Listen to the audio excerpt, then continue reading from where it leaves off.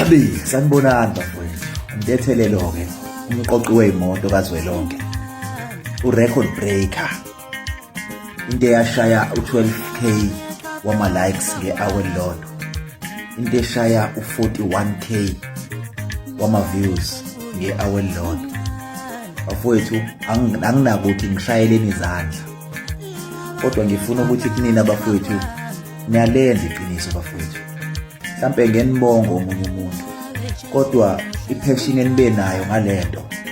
Abaningi benu bangavela ku-TikTok, sazana ku-TikTok kakhulu bafowethu nge-content, kodwa iqiniso enilenzile ukuthi namhlanje mina ngilale i-proton nansi emnyango, mhlawumbe ebusuku ngizovuka nje bangingalele ngilonge i-check ukuthi imi kahleni, ngilonge i-check ukuthi imi kahleni bafowethu. Ngiyayibonga i-support yenu, ingitshengise enye into. Sekuyophela i-hour bengino-12,000 wama-likes, ngino-41K wama-views, ngayiqoqa imoto ngahamba nayo.